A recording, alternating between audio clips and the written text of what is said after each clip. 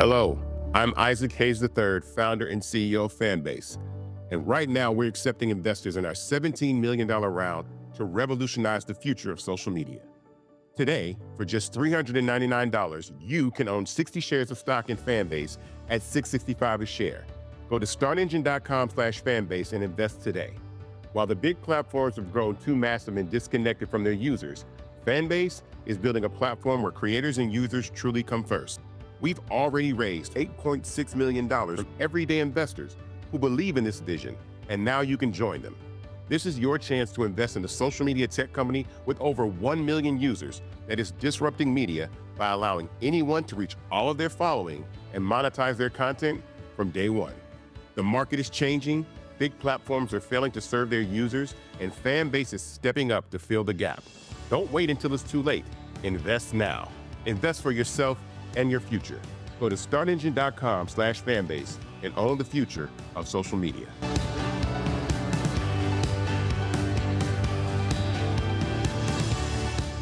Folks, Black Star Network is here. Hold no punches. I'm real revolutionary right now. Support this man, Black Media. He makes sure that our stories are told. Thank you for being the voice of Black America, Roland. Stay black. I love y'all. All momentum we have now, we have to keep this going. The video looks phenomenal. See, there's a difference between Black Star Network and Black-owned media and something like CNN. You can't be Black-owned media and be scared. It's time to be smart. Bring your eyeballs home. You dig?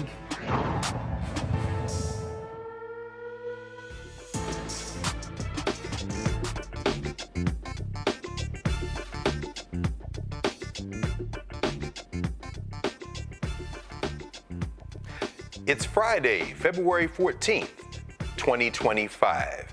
Happy belated Black Love Day. This was a day founded in 1993 by Ayo Handy Kendi right here in the District of Columbia. It's Valentine's Day other places, but here we'll say it's an extension of Black Love Day. I'm Greg Carr, sitting in the big chair for Brother Roland Martin. And here's what's coming up on Roland Martin Unfiltered, streaming live on the Black Star Network. We'll discuss the 14 states that have filed a federal lawsuit against the twice-impeached, criminally convicted felon-in-chief, Don the Con Trump, and his co-president, maybe even the president, Elon Musk. The lawsuit challenges Musk's role as head of the new Department of Government Efficiency. In tonight's Crockett Chronicles, Congresswoman Jasmine Crockett reminds her MAGA colleagues, the truth will set you free. Missouri's MAGA Attorney General is suing Starbucks, claiming that its workforce is, quote, more female and less white, as if that's a bad thing. The white man who shot an unarmed black teen who went to the wrong Kansas City house has admitted guilt in the case. This, of course, is Black History Month. Every month, Black History Month. This is the blackest of them in February. And we will talk with the 30th president and 8th female president of the Association for the Study of African American Life and History about their annual luncheon. It's coming up a week from this Saturday, and you can still get tickets. It's time to bring the funk on Roland Martin Unfiltered, streaming live on the Black Star Network. Let's go. He's got it. Whatever the miss, he's on it. Whatever it is, he's got the scoop, the fact, the find. And when it breaks, he's right on time and it's rolling. Best believe he's knowing. Putting it down from sports to news to politics. With entertainment just for kicks, he's rolling.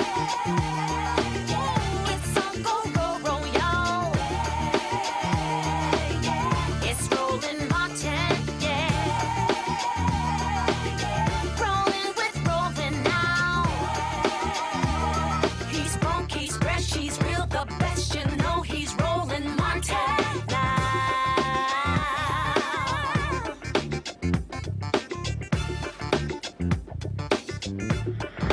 Martin.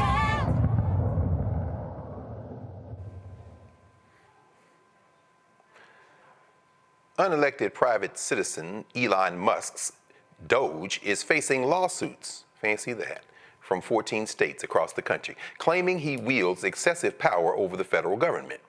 Additionally, MAGA supporters are expressing outrage because Judge Tanya Chutkan, you'll remember her from the federal case against Donald Trump, is here in D.C., is one of the judges determining how much authority DOGE should have. Devin Ambrose, the Senior Director of Courts and Legal Policy at the Center for American Progress Action Fund, will join us now to discuss this issue. Welcome to World of Martin Filter, Brother Ambrose. I appreciate you having me. I wish I didn't have to come on every time there was a constitutional crisis. Would love to just come on and shoot the breeze one day. Don't worry. That day is coming soon. And in the interim, we are very fortunate that you all are on the wall, of course, always with the Center of American Progress and for American Progress. And the fact that you're here with us again is a testament to the fact that we're not only not going down swinging, we're not going down. So why don't you walk our viewers through what's going on here? Obviously, it's not a surprise that there's pushback, but folks may get a little bewildered by the flurry of lawsuits. Can you sort some things out for us? What's the status now? What's going on? Sure. I'm bewildered by the flurry of lawsuits that's coming on. It's been 100% fuselage from day one. There's really two big lawsuits right now that are challenging the constitutionality of DOGE and Chancellor Musk's control over the federal government at this point. There's a case brought by the USAID workers who have been put on leave, and there's a case being brought by 14 states. Both alleging essentially the same things, that Elon Musk is now an officer of the United States who is second in power only to the president. I would argue that he might have more power than the president at this point, the way that he's operating, because he's apparently not reporting to anybody in the White House. The White House isn't real sure what he's doing, and they're giving action after action thumbs ups to him. But it violates the Constitution in a couple of ways. It violates the Appointments Clause, which says that only officers of the United States are permitted to take actions that affect the practice and procedures and what happens at federal agencies. Federal agencies also must be created by the Congress.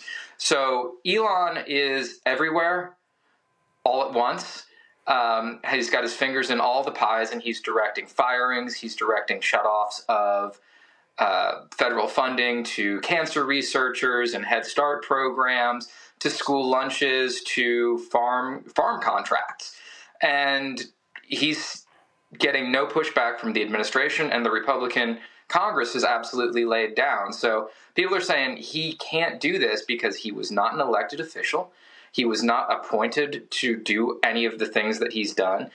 And he's not been approved by Congress and the Senate in doing so. And I think it's also important to note that even if you think that if there's an argument that he's acting under the executive order said they're setting up DOGE to figure out software efficiencies and to make recommendations, not to fire several thousand people like they did today. Yeah. And in fact, walk us through that now. The way it's being reported, these are at least the ones they're attempting to let go today. I said 1,000 at Energy and potentially 200,000 total.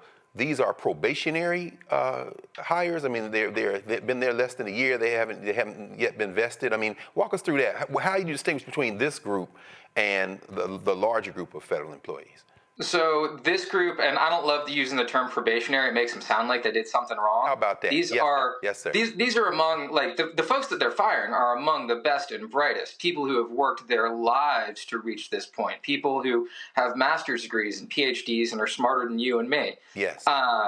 Who are just dedicated to working for the betterment of America and mankind, and their only crime, I think, in Elon's eyes, are twofold. One, they're not working purely for profit, and two, they work for the government, and they haven't worked there long enough for any type of procedural due process rights to vest in them yet. So there are some folks who are looking at means for litigating that, but I think we're still in the early and exploratory stages of what that could mean for folks. Okay.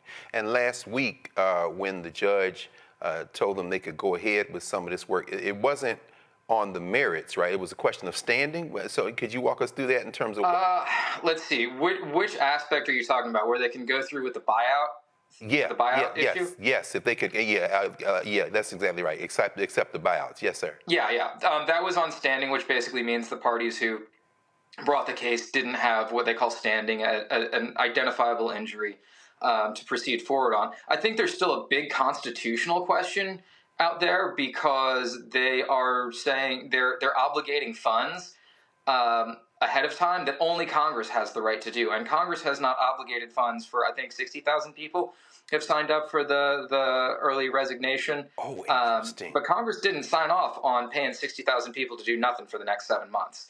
And if you want to talk about waste, fraud, and abuse, well, Elon's right there wasting your money on people who aren't doing work who would otherwise be serving the public. Absolutely. Oh, that's fascinating. I hadn't thought about that. Yeah, so the money wasn't encumbered. Now, in terms of the strategy, we've talked obviously a whole lot, and y'all been talking a lot so over the last year, even more, about Project 2025 and the Heritage Foundation.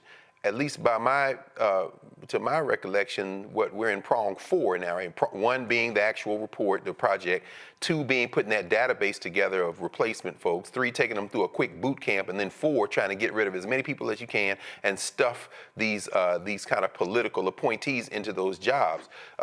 Clearly, they're running roughshod over the Constitution. Well, I shouldn't say clearly. In fact, I guess my question for you is, maybe it's still too early, but given what we've seen so far, at least at the district court level with these federal judges, do you expect that the unconstitutionality of these moves is going to be the thing that undoes them? Or should we be a little concerned about, perhaps as it goes through the appellate process and gets to the courts of appeals and ultimately the Supreme Court, which seems to be the only court they care about, that they might actually prevail on some of these theories as to how they can get rid of the work? I think we're going to end up winning some, and I think we're going to end up losing some. I think things like birthright citizenship, for all intents and purposes, should be a slam dunk. The 14th Amendment is very clear on the constitutionality of what that means. But we've seen this court be anti-worker, anti-government, and expanding presidential powers. And so it's going to be very odd to see what happens, because Thomas has opposed things like impoundment in the past. Scalia has openly mocked impoundment, and impoundment just being a complete federal funding freeze on everything that is happening.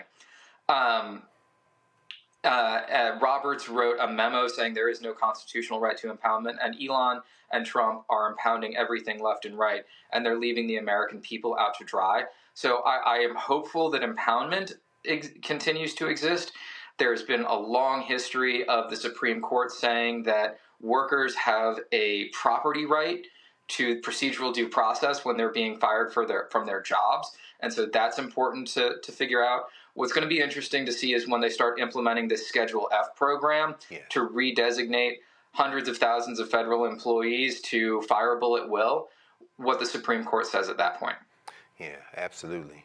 I'm going to, if you don't mind, I'm going to invite our Friday night panel to join us, Mr. Ambrez. First off, we have, of course, Michael Imhotep, host of the African History Network show out of Detroit, Michigan.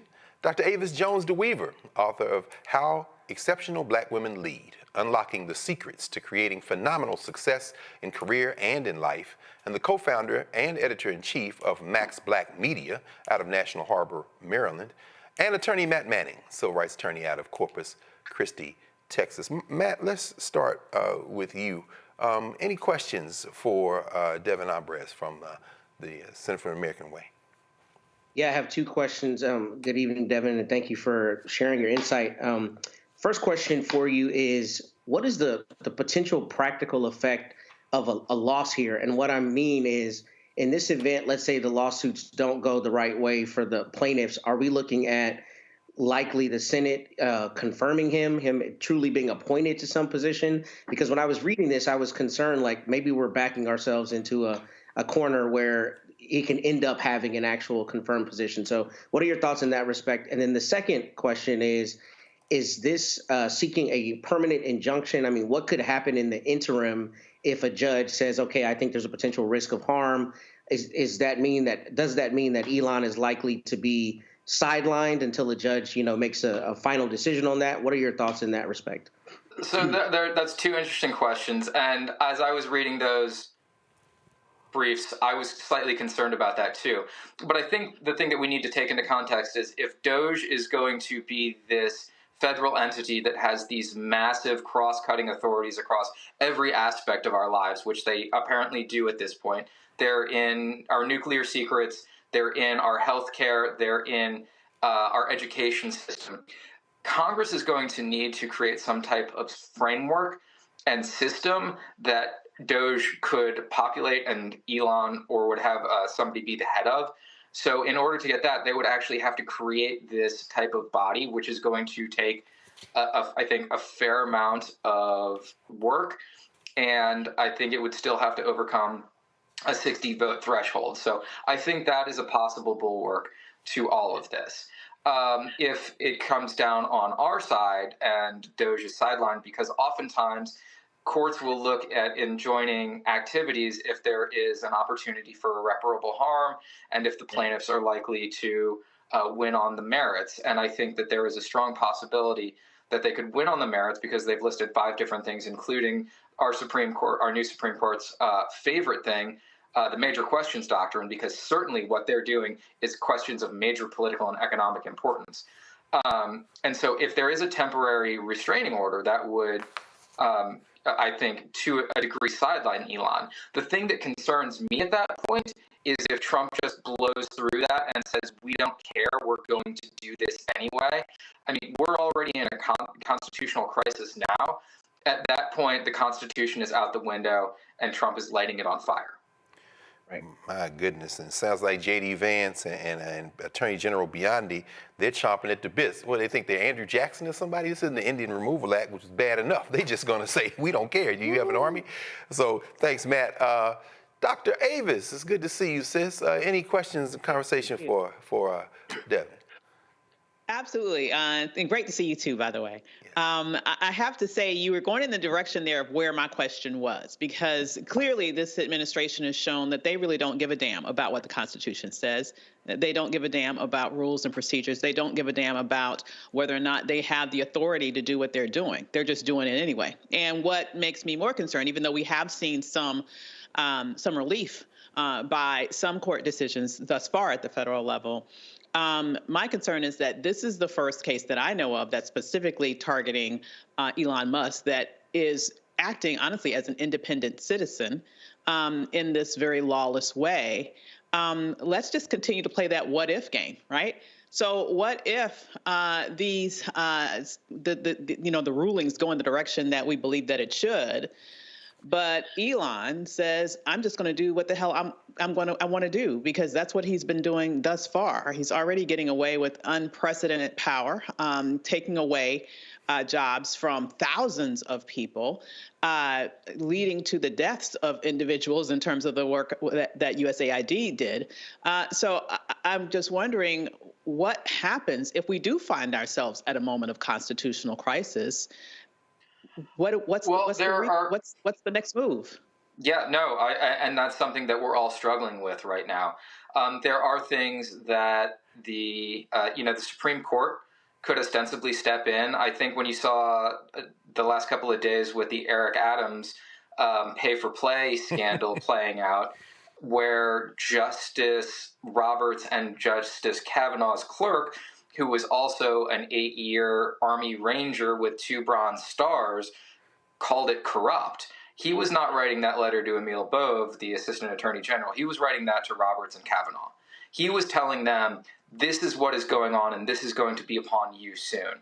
So I am hopeful that the Supreme Court would not like to see us ruled by a Afrikaner oligarch at some point. But what would intrigue me more is that judges have a lot of individual power, and they can impose civil contempt penalties against somebody. And you can impose $1 million a day against Elon for the rest of his life, and that's not going to matter. But what if a federal judge starts imposing $100 million a day fine on Elon to personally pay? That's going to be interesting. And Elon will not take that well. But that is, we have to start thinking outside the box of ways to wrest power from megalomaniacs. Thank you, Dr. Avis. And I must confess, Devin, I mean, for those who are fighting the legal fight and have been fighting it for so very long, there is something very energizing if there is indeed a rule of law in this country. Imagine that. And I'm assuming that these young people who he has rifling through people's papers, they're not immune either. I think a fine of any amount might be too much for the muskrats. So, but at any rate, let's go to Mike Imhotep. Brother Imhotep, any questions for Brother Devin? Yes, Dr. Greg, good to have you on Frederick Douglass' birthday also, February 14th. Yes, sir. Can't forget that. No doubt. All right.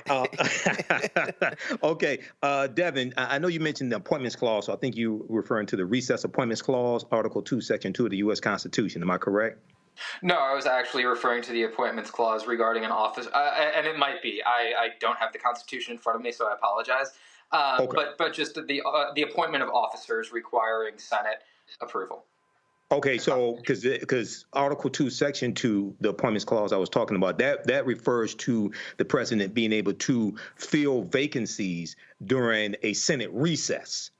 And that was floated in late November 2024 after Trump unfortunately won the election, trying to speed up the process of filling vacancies. So with this here, I know NBC News has an article dealing with the 14 states filed a lawsuit arguing Elon Musk's authority at DOGE is unconstitutional. I was trying to find out what type of violation of the appointments clause are the 14 attorney generals saying that Donald Trump is committing in appointing Elon Musk? They're saying that he is so the appointments clause that we got into what feels like 10 years ago, the recess appointments clause, is not applicable here. Certainly, at least not yet. They are arguing that under the Constitution, that only an officer of the United States is allowed to direct the actions of federal agencies and departments, and federal agencies and departments must be, one, created by statute by the Congress, and two, be directed by a Senate-confirmed officer. And so all the cabinet members are considered Senate appointment officers. Elon has power over all of the cabinets at this point. And so he is effectively an officer of the United States under any common law or constitutional reading, but he has not been appointed to do any specific job. He is not working in an entity created by Congress to operate in any specific way. And he is effectively Der Chancellor of the government at this point, being helped along by a bunch of 25-year-olds at the oldest. So that's the appointments clause we're talking about. He is effectively an officer of the United States who is running the federal government without being elected or confirmed by the Senate. Yeah, it's a department that was not created by the Congress, basically. Correct. DOGE. It was not created by the Congress. Correct. And the president tried to create it through an executive order renaming the United States Digital Services the U.S. DOGE Services, but the executive order spells out what DOGE is supposed to be, and they're supposed to be looking for efficiencies in software and recommendations for maybe outdated regulations, but instead they're firing people and cutting off all funding for every federal project there is. Right. And just lastly, if they want efficiencies, well, every year, the 2.4 million federal employees, according to the New York Times analysis, 146,000 retire or quit every year. Only 75,000 have accepted this fake buyout. So it's like, once again, you're not being efficient. Because you could literally just have a hiring freeze, and you would get the attrition rates you'd want to in a couple of years, instead of people have been saying they feel like they're being hunted for sport. Like, the cruelty is the point here. Yes. And Elon loves cruelty. Yes. Yeah. Thank you. Yeah. Hey, Doc, can I ask another question? Oh, please, man. Absolutely. Please, man. And Devin, I don't mean to put you on the spot in any way, but if I may ask one more question, what is your thought about, I guess, the scope of his authority being a special government employee? One of the things I've been wondering about is how the immunity would apply, like to your point, if he basically doesn't have the actual legal authority to do what he's doing. I'm wondering how that immunity would apply. Have y'all addressed that issue or thought about that? Well, we haven't yet, and I haven't thought about it too deeply, so I appreciate the question. I mean, if you're talking about immunity from anything that he's doing right now, I think in any other world, he would be being prosecuted by an independent Department of Justice for effectively trying to usurp governmental authority over everything. But we know that we no longer have an independent Department of Justice. I think he is not subject to immunity under the Trump v. U.S. holding last year, even though he is effectively the acting president. But he would, be subject to any pardons that Trump wants to throw his way, which I'm sure will come at some point. Mm-hmm. Thank you, Matt. But theoretically, I could file like an FTCA claim against Musk and argue, essentially he's not cloaked with the sovereign immunity of the United States because he doesn't have actual authority to do what he's doing. I mean, theoretically, right? But I mean, theoretically, I don't. It's been a minute since I've been a practicing attorney. You being the real deal, me just playing one on TV. I think that's real. I'm surprised that nobody's filed First Amendment lawsuits against him and X, because X is effectively a government-run news service right now, and so anything that is banned there is a First Amendment violation. I don't know why nobody's filed that suit yet. Thank you, Matt. I got one more quick question, Devin. Given the fact that, like, where you sit, obviously you've got a kind of eagle's view of how these winds are shifting.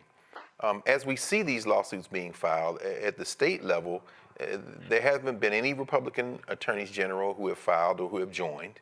Last night, Roland was talking to Randall Wolfen, the mayor of Birmingham, about the National Institute for Health pause on their grants. And it was interesting because Senator Britt out of Alabama has been trying to back channel. And I wonder if you have any thoughts on what these states are trying to do, these Republican-led states, because it seems like they're hanging back. So if the Democratic states, the AGs file and win, they win. And if they lose, do you think they're going to seek carve-outs and exemptions? I mean, talk about constitutional crisis. It's almost like the Cold Civil War is heating up again, and these states are almost taking sides based on politics in ways that we haven't seen, I don't know, maybe since the 1860s. Any thoughts on the legal strategy of these attorneys general and what may be going on right in front of us? So we've already seen or heard news of senators seeking carve-outs from Donald Trump and Elon directly. For instance, potash, which is a farm supplement, and being sought for as a carve-out for tariffs coming from Canada, from Chuck Grassley. What I think is a really interesting strategy taken by the Dem AGs is that they are not seeking universal. They're not seeking universal injunctions or nationwide injunctions for some of the cutoffs that they're suing on. They're looking for it only for their states. And so if they win on their causes, then they're going to open the floodgates to funding to blue state programs, and red states are going to be stuck in the mire. And red states are going to feel the heat. And red states are going to have to be the ones who are going to have to find a spine to stand up for their constitutional duty and our constitutional rights as Americans. Because right now they're all supplicants to Trump and Elon, and their people are going to be harmed until such time as they figure it out. That is interesting. Again, I mean, real lives are being harmed. People are in harm's way. I mean, this is a hell of a civics lesson, though. That is a very fascinating strategy. So they win. These guys got to get in line. That's fascinating. Hey, listen, thank you for spending some time with us. We'll obviously be calling on you again in the near future to continue this. Devin Ambrose, Senior Director of Courts and Legal Policy for the Center for American Progress Action Fund. Always good to be with you, man, and we look forward to talking with you. All right, appreciate all you do. Thank you. You too, man. So we will be back in a moment here at Roland Martin Unfiltered.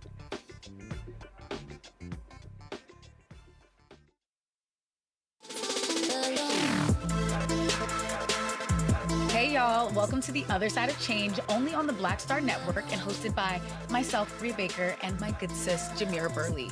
We are just two millennial women tackling everything at the intersection of politics, gender, and pop culture. And we don't just settle for commentary. This is about solution-driven dialogue to get us to the world as it could be and not just as it is. Watch us on the Black Star Network, so tune in to The Other Side of Change.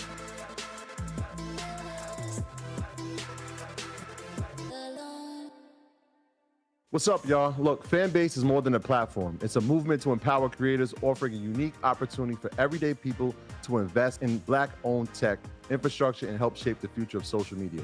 Investing in technology is essential for creating long-term wealth and influence in the digital age. The Black community must not only consume tech, we must own it. Discover how equity crowdfunding can serve as a powerful tool for funding Black businesses, allowing entrepreneurs to raise capital directly through their community through the Jobs Act.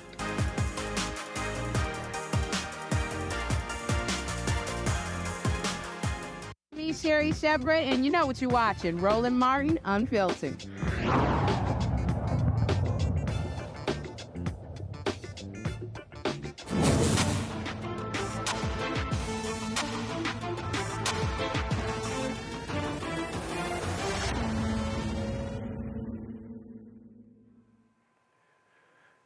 In tonight's edition of the Crockett Chronicles, Texas Congresswoman Jasmine Crockett lets it be known to MAGA that if you're questioning the Democrats, it's time to face the truth. Thank you, Mr. Chair. And just in case I go over, I just wanted to note that the previous speaker went over by a minute. We've heard a lot about the fact that Democrats have been talking about Elon Musk. And let me give you a news alert. We're not gonna stop talking about him. We're gonna keep talking about him until he is out of here. Now, if he wants to be elected or appointed and confirmed to something, then so be it. But as of right now, we have somebody that for whatever reason, I don't know if y'all just trying to play in our face because you think we're stupid, or if you literally just cannot see the difference in a George Soros and a Bill Gates. But let me give you a little bit of the difference. Number one, George Soros nor Bill Gates ever somehow decided to turn off the spigot of money that was going through to various organizations and agencies to the extent that it had actually been ordered by law that they should have access to it, to the extent that people are dying. There are people that have died as a result of this antic, and there are now farmers that are screaming that they may lose their family farms because we have over $500 million worth of food that is sitting and not going anywhere because of the attempt to shut down U.S. aid. So let me tell you, that is the big difference between the two of them. And let me also tell you that a big difference between Democrats and Republicans is that we don't just say we believe in the Constitution, but we walk it like we talk it. What does that mean? That means that if we believe in the Constitution, we don't just pick out the Second Amendment and say that it is limitless, nor do we pick out the First Amendment and say that it is limitless. The thing about the Constitution is that it has always been a balancing test. There are limits to this. And right now, what we continue to hear from a certain side of the aisle is that there are no limits to this lawlessness. In fact, there are limits. And I can tell you that one of those limits typically is around hate crimes. You may or may not know that when it comes down to it, if somebody decides that they want to send something hateful in, say, the U.S. mail, they can actually go to prison for that, up to 5 years in prison. So yes, there are always going to be limits. So when we start to talk about Trump and him being pulled down on any platform, this just happened to be after he incited an insurrection. This just happened to be after, in a bipartisan way, this particular chamber decided that they were going to impeach him. So there was something a little different about what he did, because as we know, it led to people actually dying. But let's talk about who's doing the nefarious things with the tech giants. Because I don't think that one side of the aisle is promoting truth, but sometimes it may seem a little treasonous. All right, so we've got this article right here about this guy. Meta says it will end its fact-checking program on social media posts. I'll talk about that a little bit later. Then we have Washington Post says it will not endorse a candidate for president. We also know that actually they absolutely intended to endorse Kamala Harris. We have this one. Google Maps now show Gulf of America instead of Gulf of Mexico for app users in the United States, which is a complete farce because it's the Gulf of Mexico. It always has been. And we know that the AP got kicked out yesterday because they refused to buy into this lie, because that's all y'all really want to promote is lies. That's the big issue that we have. Elon Musk boosted false U.S. aid conspiracy theories to shut down global aid. Now, while he was boosting those lies about U.S. aid, and he was stopping money going for, say, things such as Head Start, somehow the only money that didn't stop was the money to him and his organization. Now, I don't know how you can have him be the watchdog as well as the guy that is literally living off of the government. If we want to talk about government welfare, it looks like Elon Musk, because it's my understanding that just on yesterday, a new contract was approved for approximately $300 million for Elon Musk. So listen, I just want y'all to be honest. You want to sit here, you want to lie, because so often we hear, well, you know, yeah, we did lie. In fact, he admitted that he lied when he was in the Oval Office yesterday. But if it's a lie that will get you into office, such as saying, I know nothing about Project 2025, yet on day one, you literally do everything that you can to implement it, including making sure that you put, say, one of the main architects of Project 2025 over the OMB, it's okay, so long as you get the power that you seek. The problem is that the game is going to be on the American people. And when I say the American people, I mean all of us. Unfortunately, I am also stuck in the twilight zone because of the lies that were allowed to be propagated. Just like when you're talking about vaccines and all this nonsense. Right now in my state of Texas, there is an outbreak of measles. And what they are finding is that because there's been so much disinformation about vaccines, that kids are sick right now with measles that they did not have to have if they just trusted doctors and experts instead of randoms online. So I will end by saying this, Mr. Chairman, because I know we believe in Jesus in this chamber. In John 8:32, it says, the truth shall set you free. So maybe we should focus on a little bit of truth in this chamber. My goodness, Jasmine Crockett has been speaking truth to power. Dr. Avis, from where you sit, obviously Jasmine Crockett is establishing a standard in terms of how this foolishness needs to be pushed back. What's your assessment of what Democrats have been doing so far? Because we don't seem to see that type of fire. I mean, there obviously are exceptions, but what's your assessment of what Democrats are doing up to now in the federal legislature, and what do you think they should be doing? How unfiltered am I allowed to be? Now, you know, you hear from the founding, Doc. You already know what this is. We're 2 blocks from the White House, so I know if they come busting up in here, you know, knuck if you buck. But I'm just saying, go ahead. Now, here is the thing. I understand that there is they are at a numeric disadvantage. So I understand about the practicalities of what they can and cannot do with regards to asserting power over the situation. However, I have been beyond disappointed in seeing the relative silence out of them for weeks. And let me just also say this. I don't understand why not one member of the Congressional Black Caucus has said shit about the fact that we have lost 60 years of civil rights infrastructure on his first day in office. And it is now legal to discriminate in hiring and federal contracting throughout the federal government and with every private company that does business with the federal government. So I want people to understand that now you might as well be living again in Jim Crow, because this is Jim Crow era legal realities that we're operating under right now as Black people in America. And where are our leaders? I hear crickets. I hear crickets. And I appreciate what Representative Crockett is doing, like the energy that she's bringing to this. Yes. But I'm still pissed that it took weeks for them to sort of get the memo that they need to do something, except just being, in essence, you know, these very timid questioners as people are being approved. And I'm still waiting for someone to express outrage. For someone to really understand and articulate to the American people what it means when he rescinded Executive Order 11246, I think that it is derelict of duty for those people who claim to be leaders. And let me just also say, and I'll stop here, not just elected leaders, but those who claim to be leaders in our community. Where are you? Where are you now? That's right. Why are you so silent? That's right. Why are you muzzled? Who is really pulling the strings? Yes. What is going on here?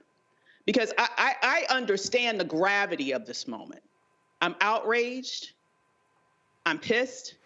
I'm doing what I can do as a private citizen, specifically with regards to trying to help give direction to business owners who have been sorely impacted by this as we speak. But those people who are elected to office in heavily Black districts, and seeing the rights of Black people being ripped away right in front of their eyes, the silence is deafening.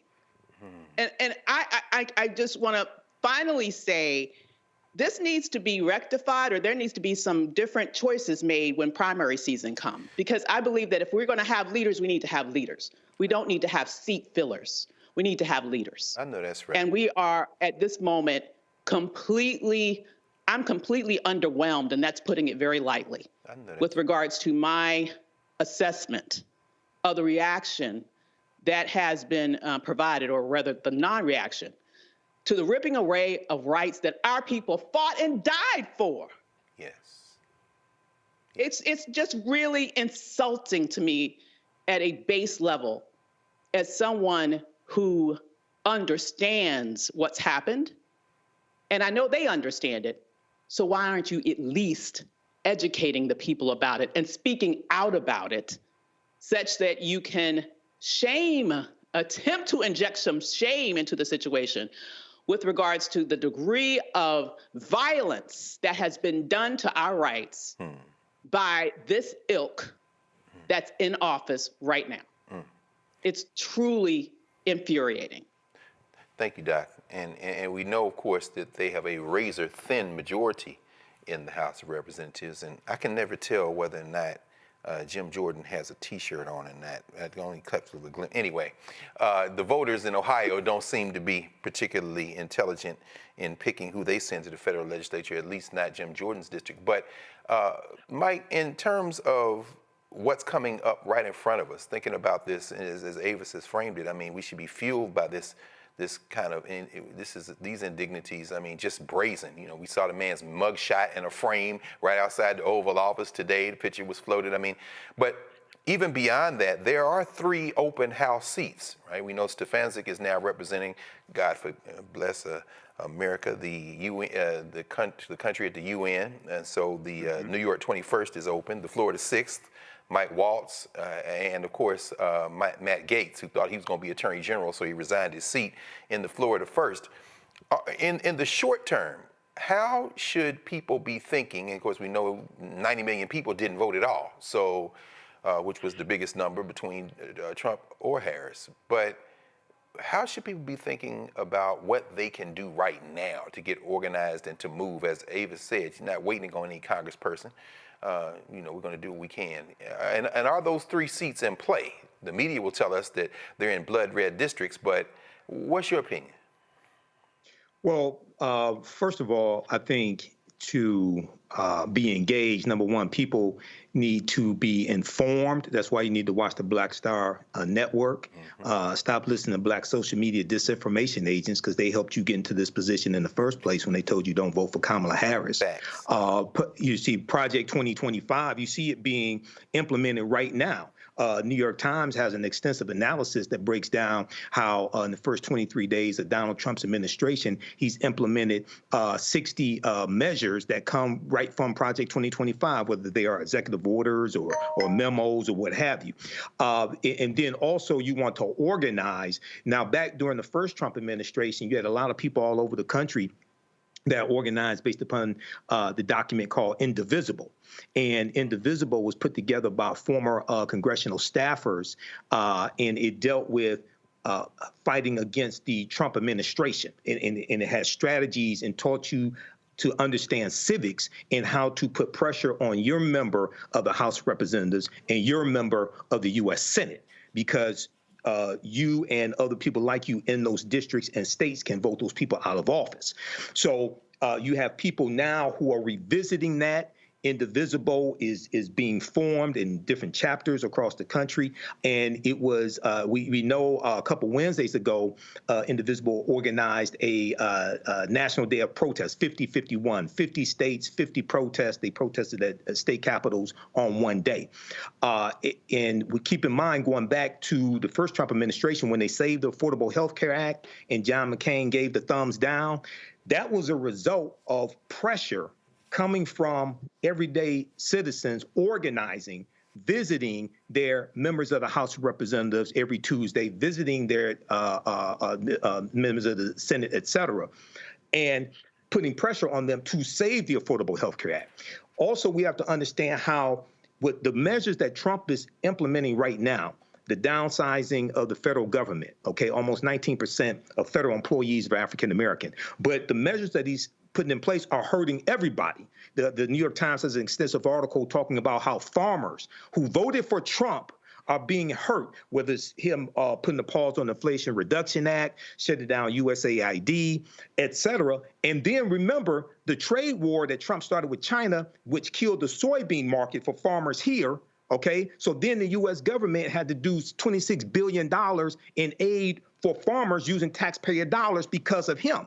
So we have to, it's so much going on at the same time, but we have to organize, educate ourselves, understand civics, understand the law. And lastly, African Americans have to redirect dollars from businesses that have stopped diversity, equity, and inclusion, or roll back from that, redirect those dollars to Black-owned businesses.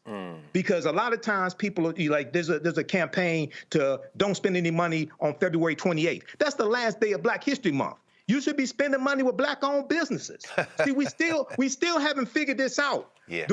We only deal with giving white people our money or taking it away, but we don't have enough self-respect to redirect that energy to spend our dollars with Black-owned businesses so that they can grow economically and employ more African Americans.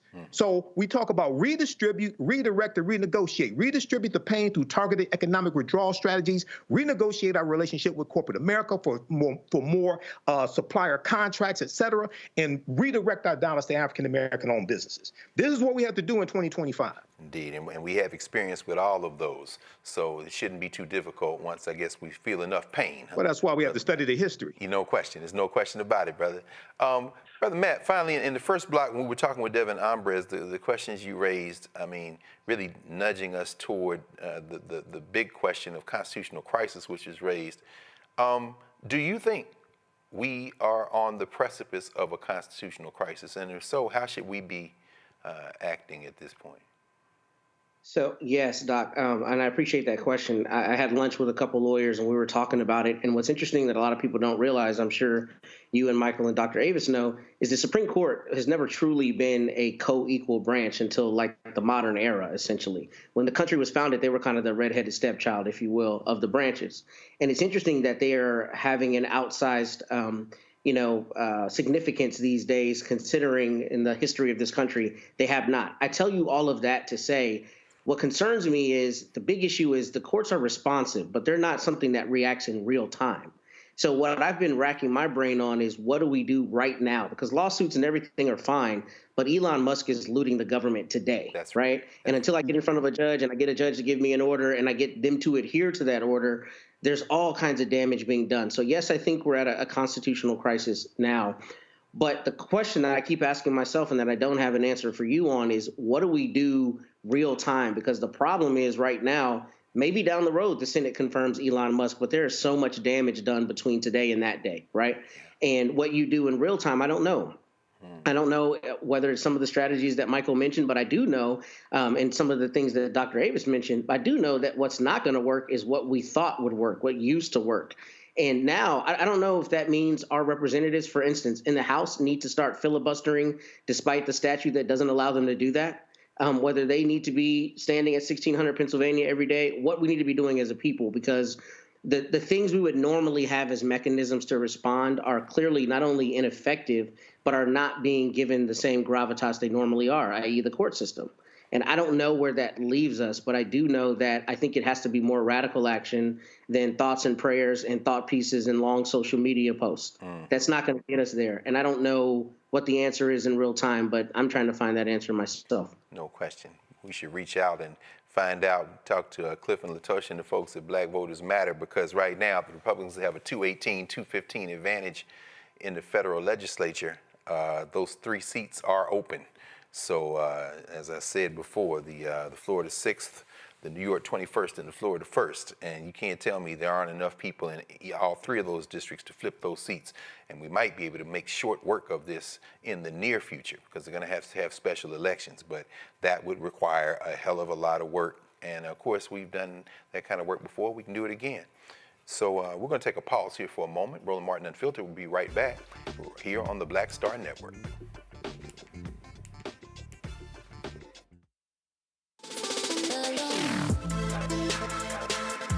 Hey y'all, welcome to The Other Side of Change, only on the Black Star Network and hosted by myself, Bria Baker, and my good sis, Jamira Burley. We are just 2 millennial women tackling everything at the intersection of politics, gender, and pop culture. And we don't just settle for commentary. This is about solution-driven dialogue to get us to the world as it could be and not just as it is. Watch us on the Black Star Network, so tune in to The Other Side of Change.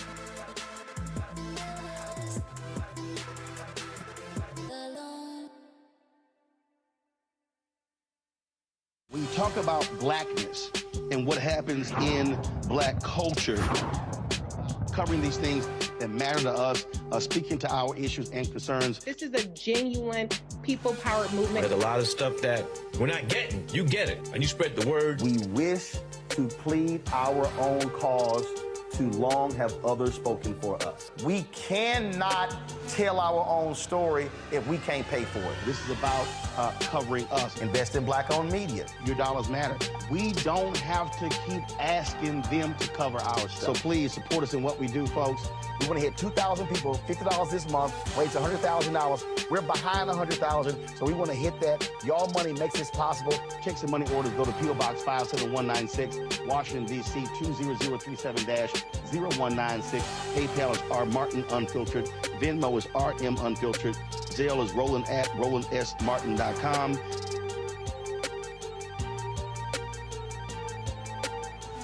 I'm Russell L. Honoré, Lieutenant General, United States Army retired, and you're watching Roland Martin Unfiltered.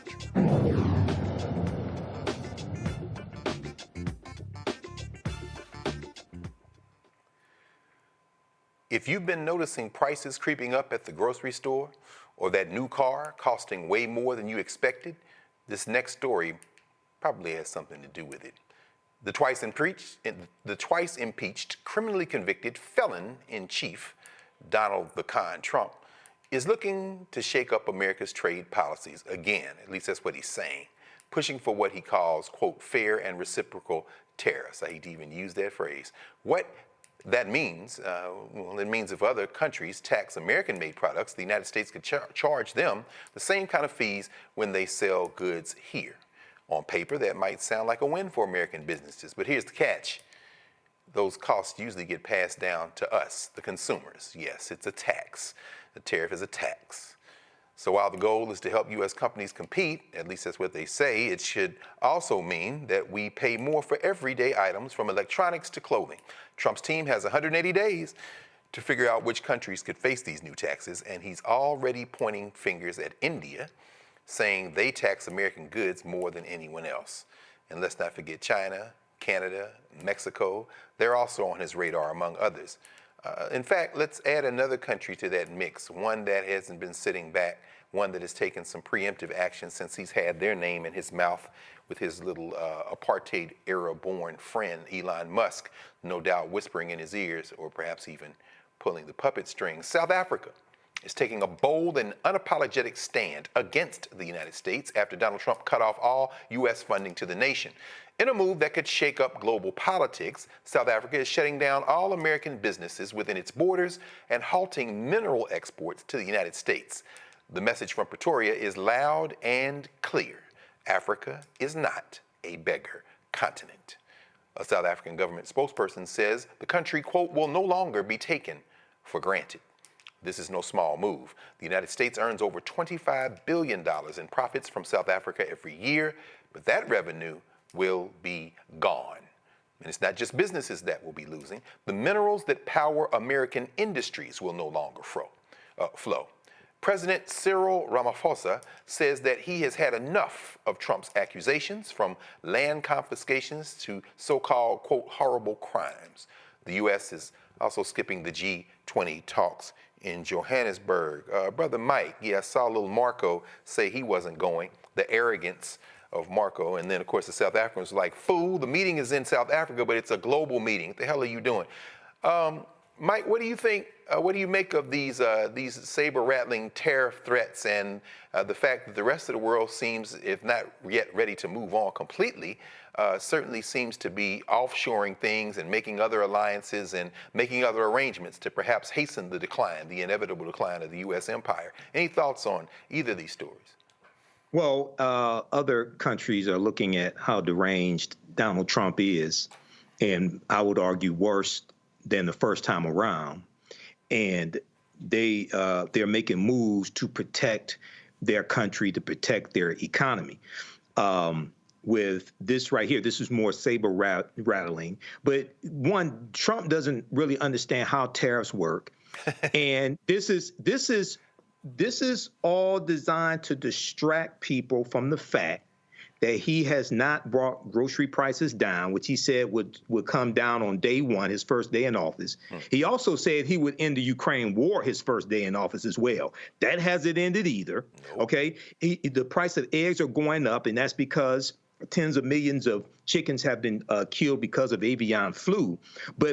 And remember, in December 2024, when he was interviewed by Kristen Welker, I think it was December 2024, the month after the election, NBC News, he said, well, once prices go up, it's very hard to bring them down, okay? He was already backing away from bringing down grocery prices because he knew he could not do it. So now what he's going to do is try to distract with more saber rattling. But if he implements these reciprocal tariffs and the stock market tanks again, like it did on that Monday, the day before he was supposed to implement the 25% tariffs on Canada and Mexico, the stock market started going down, the futures market started going down. Then he backed off of that.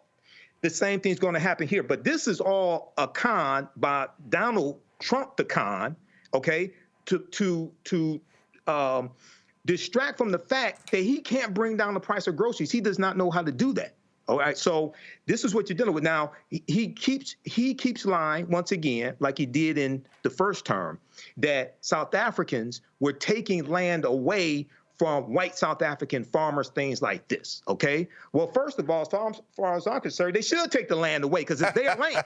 Those are descendants of the invaders who came in 1652, okay? Let's keep it straight.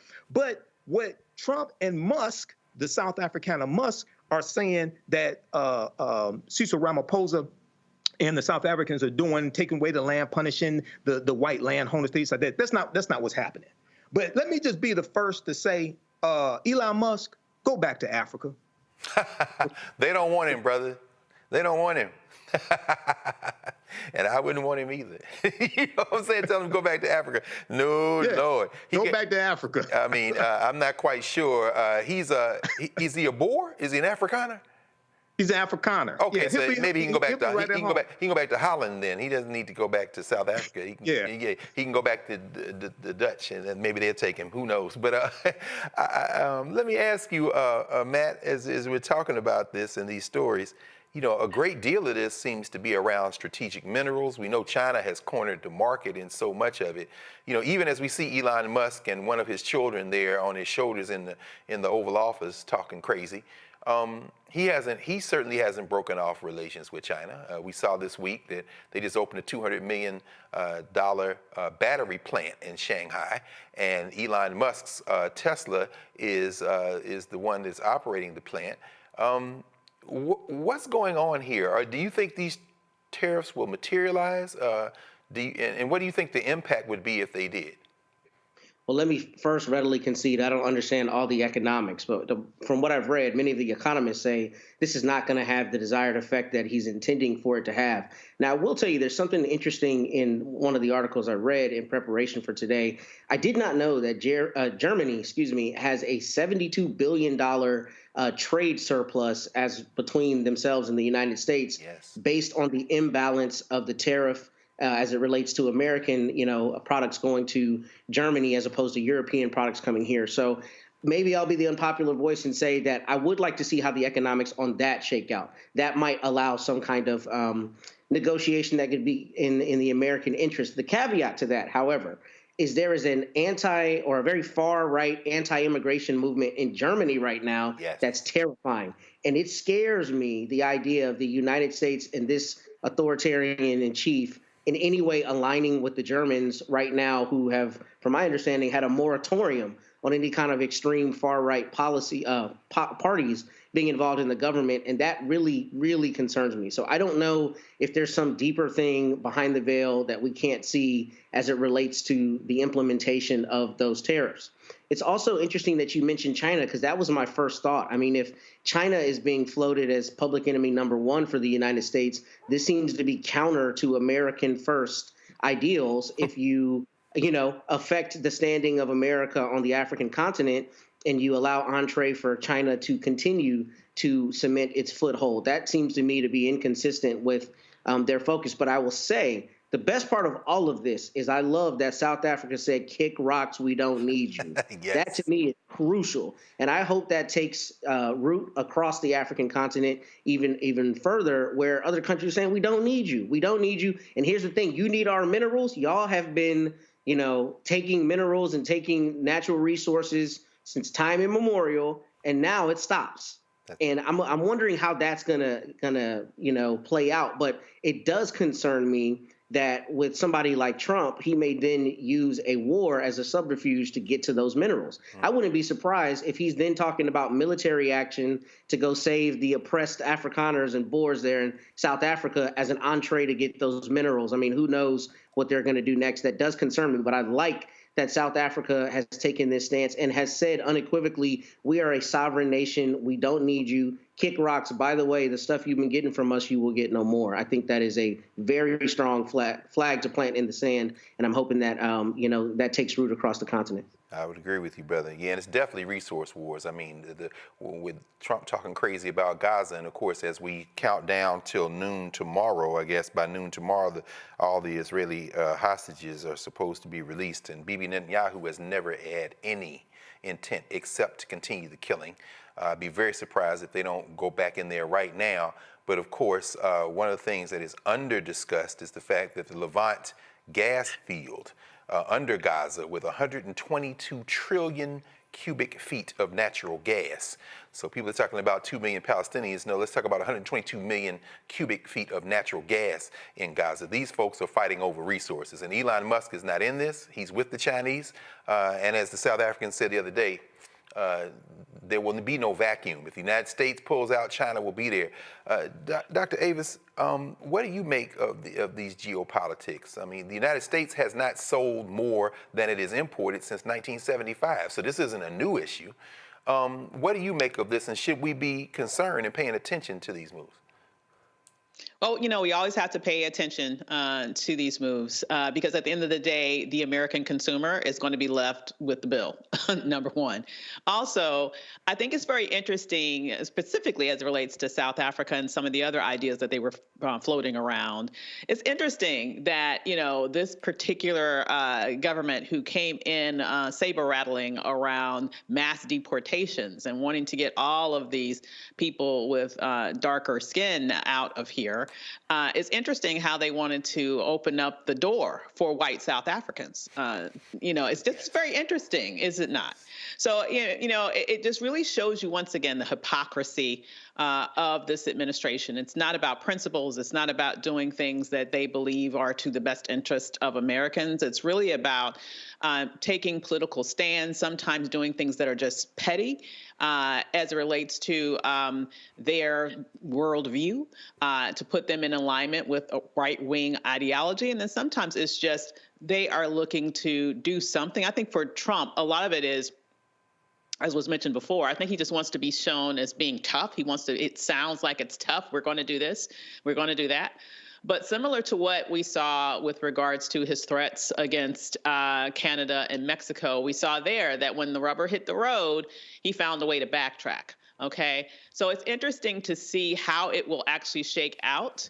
However, what we are noticing here is an administration that has shown its colors with regards to its hypocrisy. It's shown its colors with regards to its white privilege, not only in terms of how they, how the sort of the stand of the culture of this specific space and all of they're doing in terms of the policies, but even in terms of their immigration policies, the hypocrisy around that. And finally, with regards to the tariffs, I just feel like he's trying to appear tough and be damned what the actual implications are on the American people. Absolutely.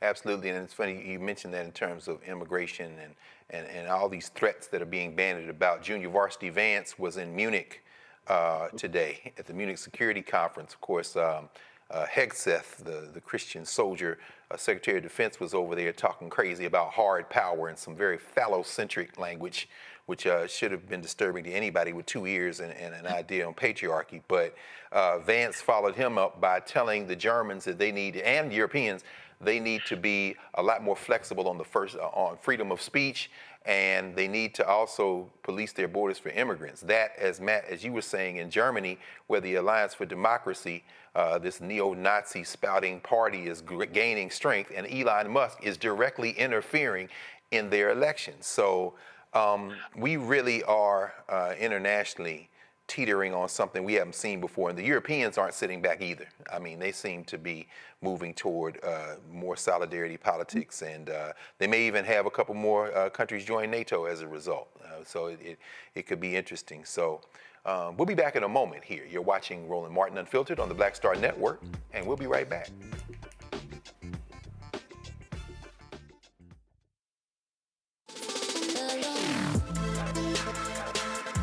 Hey y'all, welcome to The Other Side of Change, only on the Black Star Network and hosted by myself, Bria Baker, and my good sis, Jamira Burley. We are just two millennial women tackling everything at the intersection of politics, gender, and pop culture. And we don't just settle for commentary. This is about solution-driven dialogue to get us to the world as it could be and not just as it is. Watch us on the Black Star Network, so tune in to The Other Side of Change.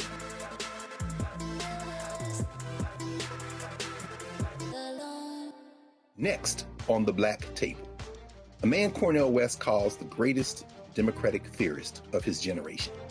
Adolph Reed joins us to talk about his eventful life and his book, The South, Jim Crow and Its Afterlives. Somewhere between an electoral sweep or an out-and-out coup or putsch, I think the danger is quite real. Join us for the Black Table, only on the Black Star Network.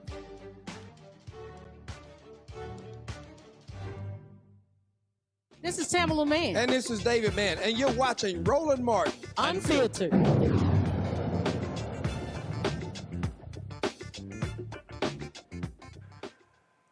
Everybody, I might as well mention here at the onset now, since you all saw that that ad for the Black Table, that we are lining up new guests, and we'll have some new sessions at the Black Table coming up very soon.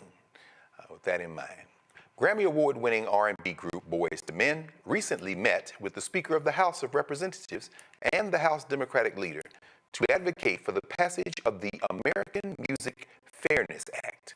This act, which has been endorsed by over 300 artists, aims to ensure that musicians receive payment whenever their songs are played on AM and FM radio stations. Additionally, it allows smaller radio stations to access an unlimited library for less than $2 a day. Boyz II Men emphasized that this legislation would enable artists to earn royalties from radio stations for the use of their music. Good for you, Boyz II Men. I hope they didn't tear my adopted hometown up today. I know they had the Eagles parade. I guess Philadelphia is still there. I have to check when we get off the air. Let's go to Washington, D.C. and the John F. Kennedy Center for the Performing Arts, which of course has been in the news a whole lot the last couple of days. The twice-impeached, criminally convicted felon-in-chief strikes again. Donald Trump dismissed 18 members of the Kennedy Center for Performing Arts board and replaced them with individuals who share his views. As a result of this leadership change, several prominent artists have canceled their performances, and key board members, including musician Ben Folds and acclaimed television producer Shonda Rhimes, have resigned in protest. Shout out, by the way, to Issa Rae, who had a sold-out event that she canceled and said that all your money will be refunded. Additionally, dozens of D.C. residents gathered outside the Kennedy Center to express their disapproval of Trump's changes. Trump appointed Richard Grenell, the former ambassador to Germany in the first Trump administration, and former acting director of national intelligence, as the interim president of the Kennedy Center. Trump removed Deborah Rutter, the long-serving president, months before her planned departure. Dr. Avis, I don't know, I imagine you've had the occasion to go down to the Kennedy Center once or twice over the arc of your time in the district. Any thoughts on this development at the Kennedy Center? You know, I have to say, I know we've been talking a lot today around constitutional crises and extra constitutional actions. And I just want to say that we should not downplay the importance of this with regards to seeking to shape what we consider the arts in this country. You put that in the context of all the book bannings that are going on. You put that in the context of all these other appointments that are going on with sycophants and right-wing ideology as being the only sort of guiding theme through the departments that are being now reconfigured. And I would have to say, that our democracy has already been compromised. It's already lost. What we are experiencing now is an authoritarian system. And this is happening throughout government. It's happening throughout the arts. It's happening throughout culture. It's happening throughout what books you are even allowed to read. Democracy has already fallen. And this is just one additional example of how it is being played out. If it is not sanctioned by dear leader, you will not have access to it. That's what this means to me. And as someone who has enjoyed many a show and cultural experience at the Kennedy Center. Absolutely. I see this and I'm very, very much disheartened. I agree wholeheartedly, Avis. I mean, between us, probably can't count the number of times we've been to the Kennedy Center, and the programming they do, which is all inclusive, everything from hip hop and gospel to jazz, white classical music, the exhibitions. Saw a great exhibition on South Africa last year. I mean, everything, the artists in residency. This is, you're right, they're taking an absolute jackhammer to the idea of cultural diversity. And anytime you go into the cemetery with your shovel and dig up Lee Greenwood and stick him on the Kennedy board next to Usher Vance and a bunch of other factory remainders, you're certainly sending a message that this is a white man's country. So yeah, that's it is something. Matt, any thoughts on this? Given, I mean, we've seen maybe the blackest Super Bowls halftime shows ever, although I guess after Jay-Z's Judas Goat contract is up, there'll probably be all country music from here on out. But in this moment of, this cultural turn where blackness is everywhere, how do you interpret this very, very deliberate message being sent by these white nationalists as it relates to the Kennedy Center? Let me say first as an aside, the problem with me being on this show is every week Michael says something that I was about to say and it's stolen into today's. So come to me first, Nick. Yes, sir. I got you, brother. I echo her sentiments, and she could not have laid it out more beautifully, but I think this is actually considerably more terrifying than it appears to be on its face. Her thoughts were beautifully trotted out, because that's exactly what I thought. This is very dear leader, authoritarian, like we're going to take the arts from you, right? I'm now controlling what is artistic and what's considered artistic expression. And I think the only thing I would add to Dr. Avis's comments in that respect, by extension, is I think what's going to happen is that the normalization of culture in this country is going to be centered on whiteness. So it's interesting that you asked about the Super Bowl, right? Because we were talking about that again at lunch. A lot of people who had an objection to Kendrick Lamar's performance in the Super Bowl, if you saw on social media, their objection was, this doesn't apply to me. Yeah. They don't know the audience. This is not, what I want to see when I watch the Super Bowl. This is primarily conservative white people saying this, at least in terms of what I saw. Other people had different substantive complaints about it. But in terms of this is not for me, I think that is going to metastasize in what we see coming out of the Kennedy Center going forward. It's going to be Kid Rock, and it's going to be Americana. It's going to be whatever we think, meaning him and his cronies, think is, culturally appropriate for America. It's not going to be diverse, just like you said, all of the things that are normally in the Kennedy Center programming. So I think that is first a huge issue. But the second thing that I think is very interesting about this is I think this is actually a huge messaging mistake by Trump. And the reason I say that is we talk about it on this show all the time. He's always trying to make a narrative, him and his people, and make a message. But when you go toe-to-toe with the biggest tastemakers in the country, i.e. Issa Rae and our big entertainers and artists, right, I think you lose a lot of that opportunity, right? Because now when Shonda Rhimes, who has written, more shows than anybody else, right? All of these shows that are just huge in the national zeitgeist, when she immediately resigns because you joined the board, I think that is going to affect how people see the Kennedy Center far more than it would be if it were some thing in the, back in the dredges that nobody knew about. So I do think there is a risk to him in terms of messaging, and I think that's a good thing. I think the fact that people are dropping like flies is going to be proof positive that, okay, now you're going to have a showdown with people who have as big a bullhorn, if not bigger bullhorns than you. And I don't know what that turns into on the back end, but I'm hoping it turns into, him allowing there to be better cultural expression there and getting off that board. Because I saw people posting about this. I mean, as you know, Doc, I went to Howard.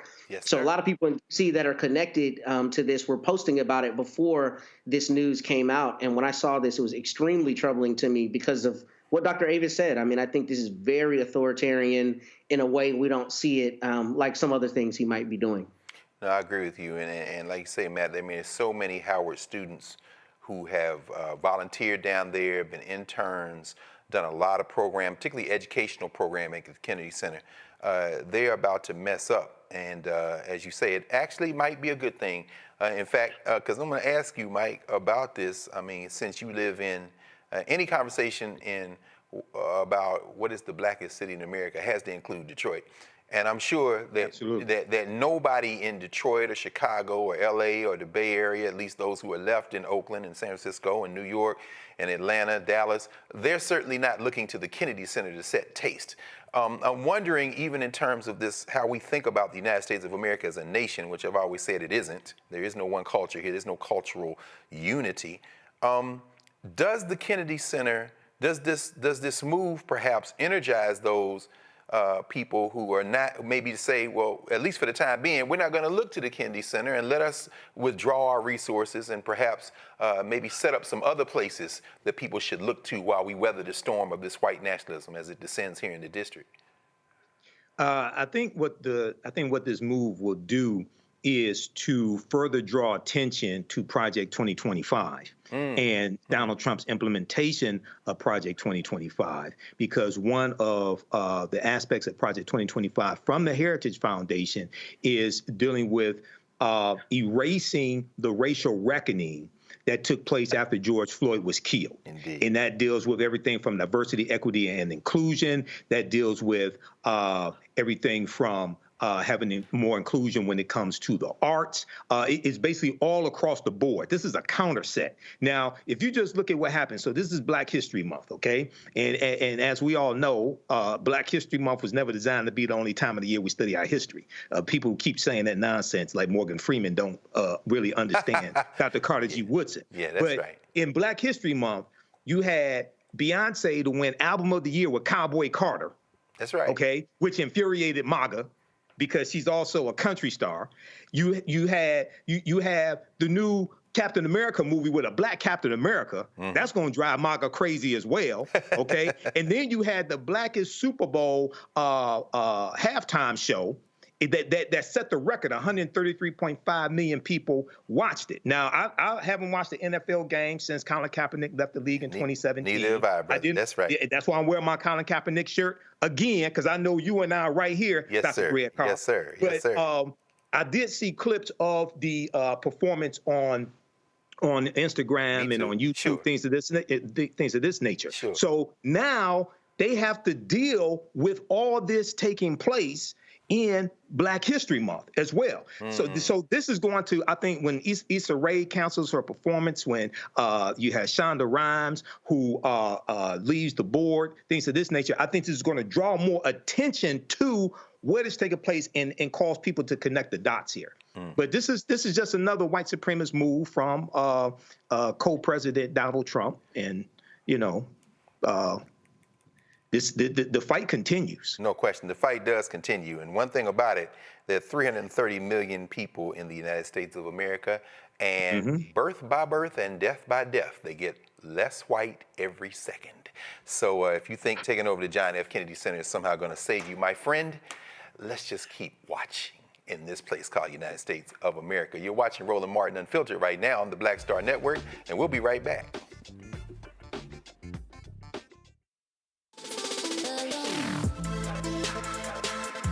Hey y'all, welcome to The Other Side of Change, only on the Black Star Network and hosted by myself, Bria Baker, and my good sis, Jamira Burley.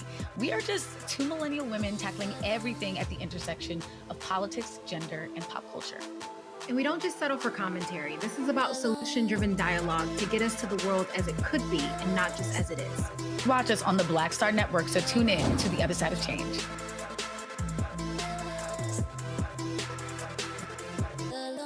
On a next, A Balanced Life with me, Dr. Jackie, the necessity of believing in things you can't see. It's called faith. It comes in all shapes and sizes, and it's powerful. And it's a big part of being able to live a balanced life. The valley I experienced being a cancer survivor was one where my footing was completely unstable. I had no idea what to do. And in that instance of not knowing what to do, I had to rely on faith. That's all next on A Balanced Life, only on Black Star Network. Farquhar, executive producer, a proud family. You're watching Roland Martin Unfiltered.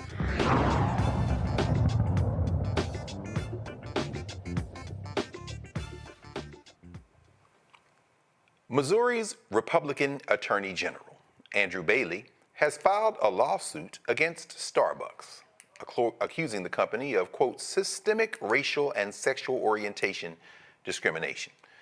Bailey claims that Starbucks implements hiring quotas that result in a workforce that is, quote, more female and less white, end quote. I guess women can't be white.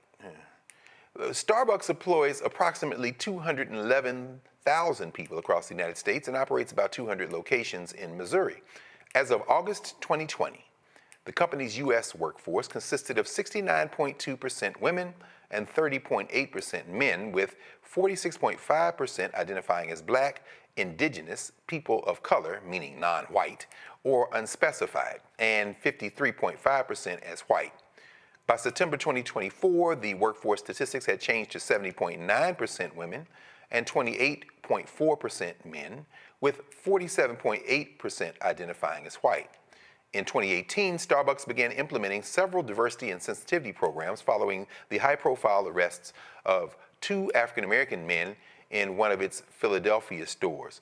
Matt, interested in your thinking on this. I mean, this just reeks of that colorblind constitutionalism that's often talked about in critical race theory.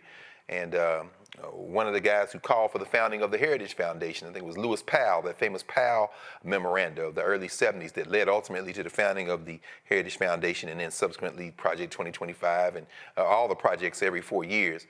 Powell, of course, wrote the Bakke opinion, where, introduces this insidious notion of reverse discrimination. If somebody is sitting here thinking, well, how could white people say they're being discriminated against? Could you explain that to someone who really is their head is spinning to think that people would sue and say, you don't have enough white people working at Starbucks? How should we be thinking about a lawsuit like this? You know how we should be thinking about this? This, my friend, is called clout chasing 101. Andrew Bailey wants to get close to Trump. So you bring the most asinine lawsuit I've ever heard of in my life against Starbucks. First off, here's a huge issue that, is really kind of embedded here that we're not talking about expressly.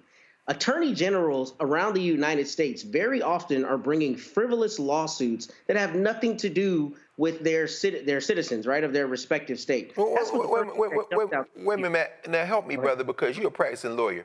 I thought you could be sanctioned for frivolous lawsuits. Is that a thing anymore? Not only can you, that's why the judge up in Washington asked that DOJ lawyer, are you trying to tell me that this 14th Amendment claim about birthright citizenship, that it's constitutional? And he hemmed and hawed and said everything he could because of that exact reason. At a certain point, you can bring a lawsuit if it's just on its face frivolous, and it is, you can get in trouble. And that's what I saw the moment I read this lawsuit. Andrew Bailey, I can't remember the other thing we talked about on the show about him, but he always takes these positions that are so far right MAGA that it's clear all he is trying to do is ingratiate himself with the Trump people. This is an asinine lawsuit, particularly because he, like we talked about earlier with Devin Ambrose, what standing does Missouri have to complain? Missouri as a state doesn't have standing, at least as far as I see it. And if individuals want to bring this stupid lawsuit, they can do it. But the bigger issue that we're seeing here is the weaponization of attorney general's offices. I mean, I live in Texas. Ken Paxton wastes my hard-earned taxpayer dollars all the time on asinine lawsuits. When I went and argued at the Fifth Circuit, you know what was in front of me? An asinine Ken Paxton lawsuit. And the reason they do it is because it is a political means by which they can ingratiate themselves with the Trump train. This isn't about anybody actually having an issue with Starbucks. This is about the national zeitgeist right now being about DEI and rolling back DEI programs. So we're going to take a shot at a big employer and get a headline. That's all this is about. I mean, right? Because Missouri doesn't have an independent injury, number one. And number two, we're not talking about a position that has been a big issue in terms of entree for a large group of people. The way you do when you look at affirmative action cases, you're talking about education, right? Or corporate America, or these other places where there are very high barriers. That's not to denigrate people who work at Starbucks. But my point is that this is not an area, frankly, where you have that kind of stratification to the extent that it makes sense to bring this lawsuit. I think this is clout chasing. I think it dies. I think it's all about headlines. And I hope that a judge says, I'm going to sanction the state of Missouri because you have no real case in controversy and there's no basis to this lawsuit, in my opinion. Yes, sir. Yes, sir. Thank you. Mike, we've seen Starbucks recently. They rolled back their policy on bathroom usage. They seem to be retreating on that front as well. What do you make of this lawsuit and perhaps the message that they're trying to send with this idea of somehow make Starbucks white again? I'm not quite sure. White male again. I guess women can't be white. I'm not sure. Well, I think this is also one to ingratiate Donald Trump and MAGA. And also, this is coming from Missouri. So even though Missouri, during the Civil War, stayed loyal to the Union, I've always, and they were able to keep their slaves. I always consider Missouri's part of the South. Okay. Oh, of course.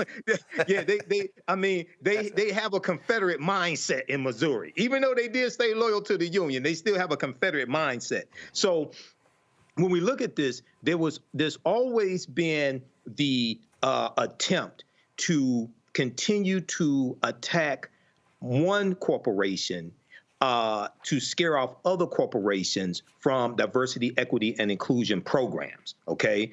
And this is something that Roland told the sisters that started the Fearless Fund when they were dealing with their lawsuit that was filed by white conservative activist Ed Bloom. He told them what they really want to do is scare off the corporations that have partnered with you, okay? Now, with Starbucks, wasn't Starbucks one, because there's been so many companies that backed away and some that still embrace DEI, like Costco. Yes. Wasn't Starbucks one of the ones that kept their DEI program? I want to say they were, but I know they rolled back that, after those brothers got caught up there on Market Street in downtown Philly, they said people could use their bathroom. I know, I don't frequent Starbucks.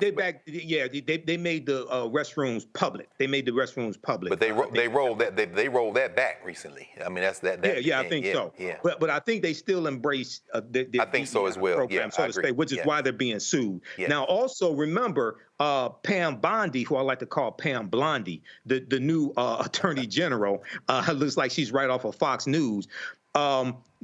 She said that they're going to, if I remember correctly, go after corporations criminally who still have DEI programs as well. This is another directive coming from the Trump administration. Okay, so this is all, once again, people, all those people that sat your ass at home and didn't vote, okay, said, I'm going to stay at home. I'm not going to vote for Kamala Harris and things like this. This is what you get when you don't vote and don't vote strategically. This is exactly what you get. Indeed. Davis, even in thinking about this and how this lawsuit has been assembled, and I mean, you've written about this, you've taught about it, you talked about it, the real lack of a coalition between white women and black women, to say that somehow women are overrepresented and then not enough white. I'm puzzled. How are you interpreting this kind of this patchwork of who they're saying is underrepresented, but then you have the workforce is overwhelmingly female? Can you make any sense of even the demographic of who works at Starbucks, the conditions they're working under, and then how you could even assemble that kind of statistical argument? Well, here's the thing, and that's a good question, good point that you made. Can a person be both a woman and white at the same time? And of course, the answer to that question is yes. Yeah. Okay. Yeah. But I want to say that when we're talking about this white supremacist new order that they are trying to create in this nation, understand that one of the main motivations behind that is this great replacement theory, right? Mm-hmm. And for them to, in their minds, not be replaced, they don't need white women working. Wow. They need them at home producing white babies. Right. They need them at home producing white babies. So this is one of the main reasons why, they went after choice. They got rid of that. And this is one of the main reasons why also that they're going after DEI. It's not just a direct attack on us. It's about getting white women back in the home, since they are honestly the number one beneficiaries, right? Just as they were the number one beneficiaries of affirmative action. So they want white women barefoot and pregnant to create more white people so that they won't be replaced. That's really the broader goal of this particular ilk. But I would also echo what we just heard. It's this frivolous lawsuit, as frivolous as it may be, I also believe is an intimidation factor, because at the same time that you have organizations that are being threatened to be sued around DEI, and the ridiculousness of some sort of criminal investigation over something that's not a crime, like that in and of itself is another example of authoritarianism, right? Something is a crime because I say it's a crime, not because it's actually against the law. Hello. And now we're in this situation where you now have this attorney general. And the thing that I'm concerned about here, in all seriousness, though, is that the right is very, very coordinated. They are very coordinated and they are very organized. And what they do is when something happens one place, they mimic it all over the country. Yeah. And so I really believe what they're trying to do is to say, okay, we have very overtly attacked DEI, and I want to say this very specifically because I think sometimes people don't understand this. When I'm speaking about DEI, I'm not just talking about people who work in a DEI space or work in a DEI office, though they obviously are at the center of the target. This goes to the ways in which organizations in the federal government and in private industry have worked to create systems of hiring to be able to consider a broader range of people such that there is more diversity in the workforce. So you don't have to be a DEI expert to be impacted by this. If you are Black and you are trying to get a job or you're trying to get a contract as a Black business owner, DEI policies expanded the pool so that you would be considered. All right. So what they have done in terms of going after the federal workforce, which is disproportionately, remember, historically, that was one of the anchors that helped to create the Black middle class. Absolutely. And still is disproportionately Black. Yes. So when they're going after the federal workforce, they're going after contracts that impact Black businesses. When they're doing that, they're going after, in large part, the Black middle class. My question when I see this is, are they going after the Black closer to working class? Yeah, oh, absolutely, absolutely. By saying, yes, under any circumstances, if we are seeing, we want to plant this thought in the mind of employers, don't hire that Black person, or else you might be sued. This is what they're going for now, honestly, in my mind. It's not about just these policies. It's not just about the economics of it in terms of the overarching trickle-down effects when you look at all these people getting fired. What they're really going after is a reordering of society. They are trying to create a reordering of society so that you have a sort of Jim Crow-like system where Black people are firmly at the bottom, socially and economically, in the moment in which they apparently thought America was great. So now we have the answer to the question of when was America great with regards to the saying, make America great again. Yes. They are trying to recreate that reality by making any company at every level think twice when it comes to hiring Black people or when it comes to awarding contracts to Black entrepreneurs. That's exactly what's going on here. And to me, as frivolous as this is, that is the broader motivation for it. Absolutely. I was trying to see if Starbucks posted some of its demographic broken down at the intersection of gender and race, and at least from their website, it appears that Black females only make up 5.8% of the workforce, Black males 22.3%, but it looks like white females are 12.8%. Looks like the biggest group working at Starbucks, and this is as of 2024, the report said, looks like they have Latino female, Hispanic or Latinx might be the biggest group. Well, no, 9.3%. So white females are. That's a fascinating conjecture you just raised, though. Out of the workforce, in the house, having babies. And that's absolutely out of J.D. Vance's playbook. That's that hillbilly elegy right down to the studs. Oof, man, I tell you, these people are insane. Okay, y'all, we're going to take a quick pause. Roland Martin Unfiltered will be right back on the Black Star Network. Back in a moment.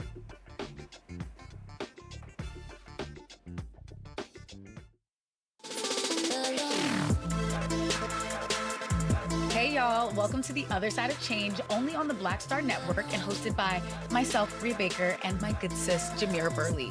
We are just two millennial women tackling everything at the intersection of politics, gender, and pop culture. And we don't just settle for commentary. This is about solution-driven dialogue to get us to the world as it could be and not just as it is. Watch us on the Black Star Network, so tune in to The Other Side of Change.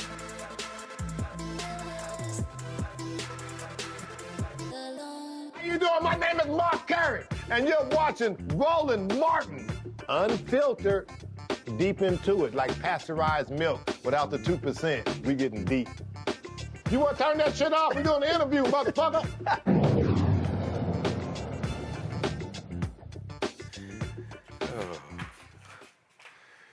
Mark Curry, man, I tell you, the white Missouri man who shot an unarmed Black teen who rang the wrong doorbell pleaded guilty to second-degree assault.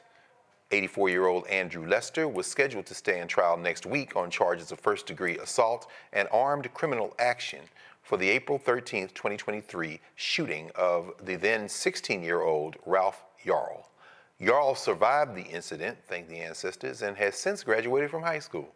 As part of a plea deal, Lester is set to be sentenced on March the 7th. The second-degree assault charge carries a potential sentence of up to 7 years in prison, while the first-degree assault charge could have resulted in a sentence of 15 to 30 years.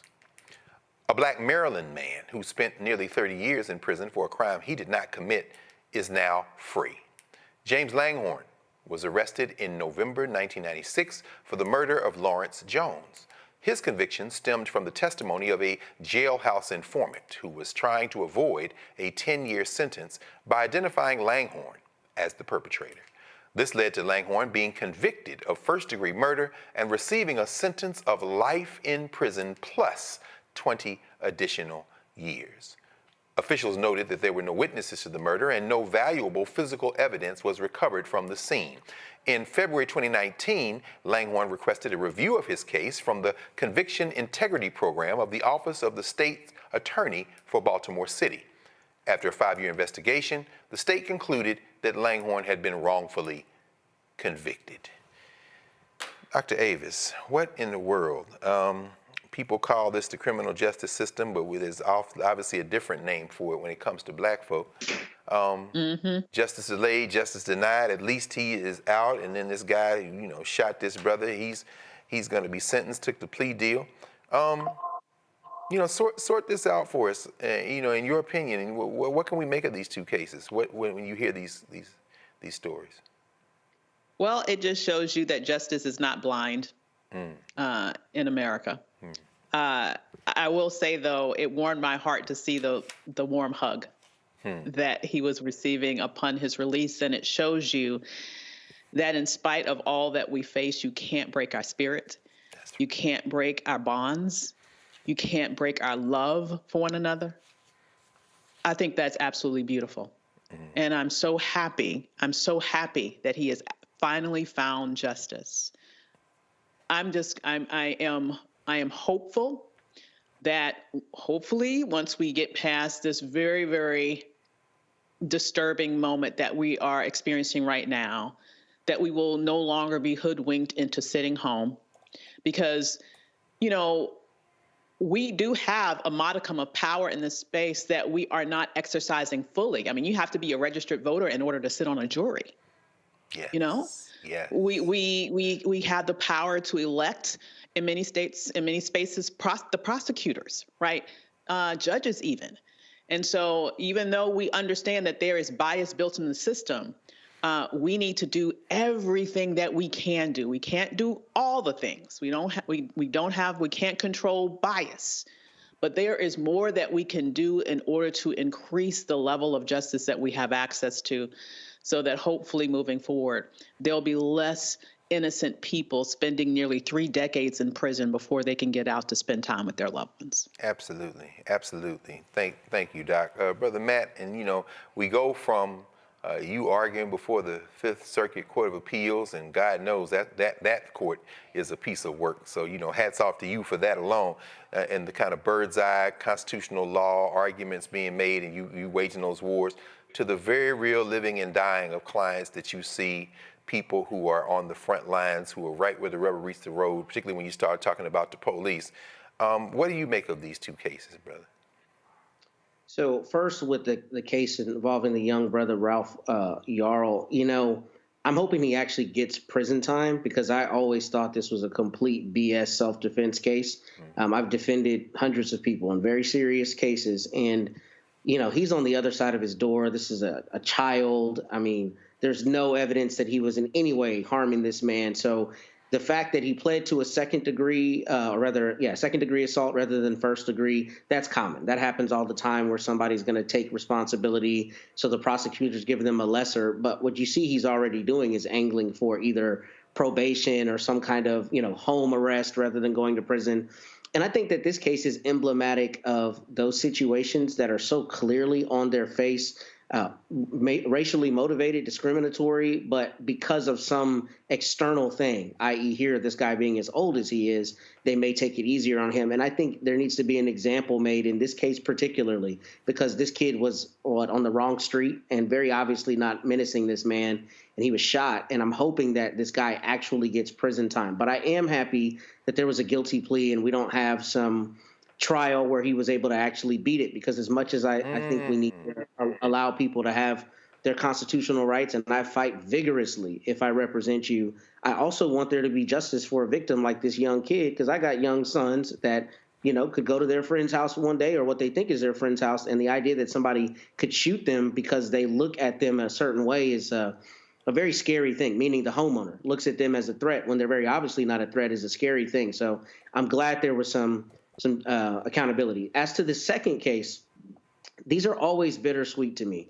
I think it's a beautiful thing when a prosecutor's office does the right thing, but this brother will not get 30 years of his life back. And the state of Maryland, I imagine, is one of the states where the median income is higher than in other places, which is a good thing, because the way Maryland's exoneree statute works is basically you get paid every year at the amount that is the median income in that state.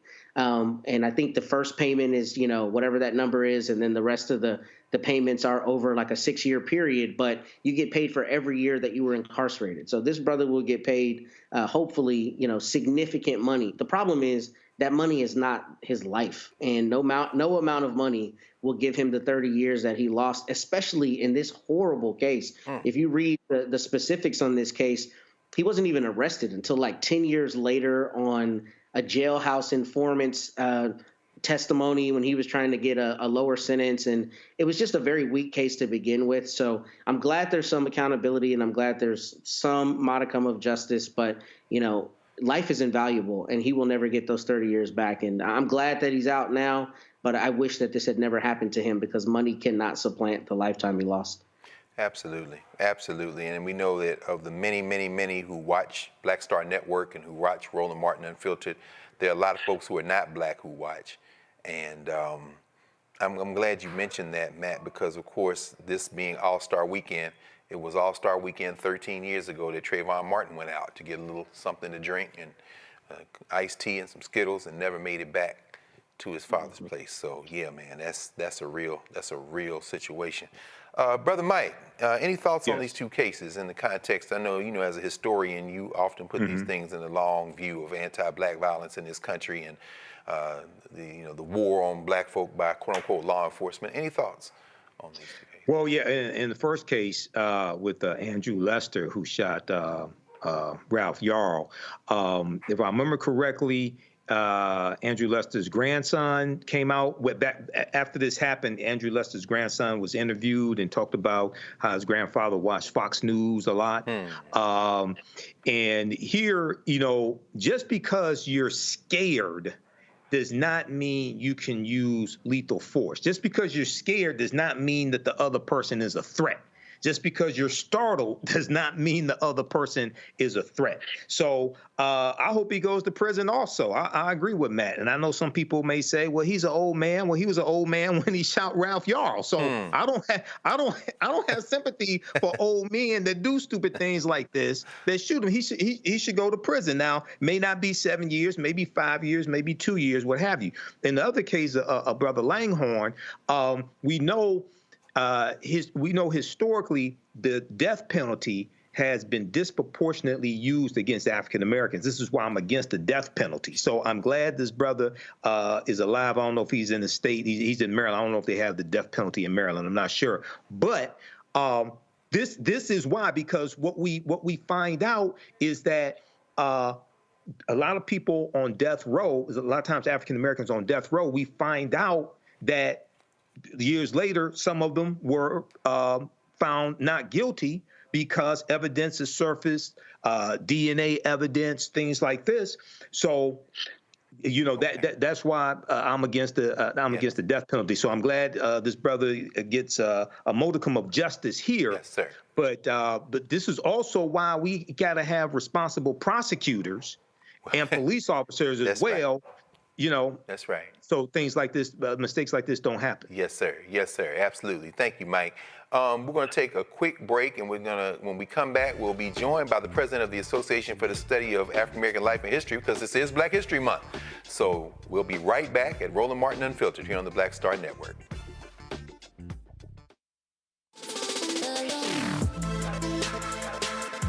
Hey y'all, welcome to The Other Side of Change, only on the Black Star Network and hosted by myself, Bria Baker, and my good sis, Jamira Burley. We are just two millennial women tackling everything at the intersection of politics, gender, and pop culture. And we don't just settle for commentary. This is about solution-driven dialogue to get us to the world as it could be and not just as it is. Watch us on the Black Star Network, so tune in to The Other Side of Change.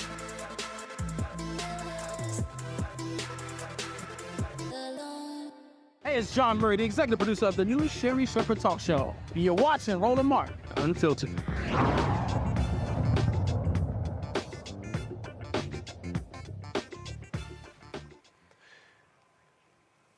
The year was 1926, and a man who came out of the coal mines in West Virginia, Carter Godwin Woodson, acting in concert with his adopted fraternity, Omega Psi Phi, and coming in the wake of the great Mary Church Terrell, who had said Frederick Douglass's birthday should be a national holiday in Washington, D.C.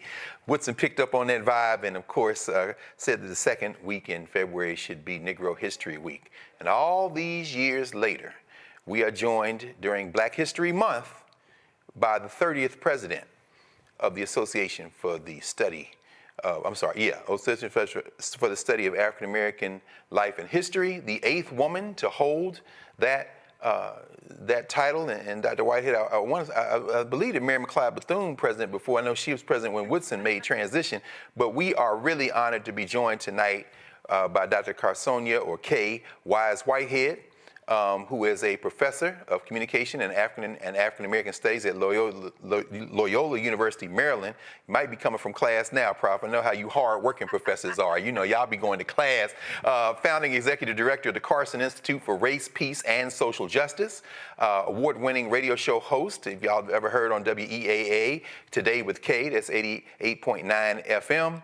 Author of multiple books, 5 books, one of the most sought-after keynote speakers in the country, and, of course, a proud member of Delta Sigma Theta sorority, and is going to be our generous host here in Washington, D.C. for one of the events of the Black Year in this country, and that is, of course, the annual Luncheon by Asala. Welcome, Dr. Whitehead, to Roland Martin Unfiltered. Thank you so much. It is an absolute pleasure to be here, to have an opportunity to talk about Black history, to celebrate Black history, and to uplift Black history. Yes, ma'am. Talk to us, please, Madam President. Tell us, tell us a little bit about the association and the week and the luncheon and the theme for this year, which, of course, is so very powerful.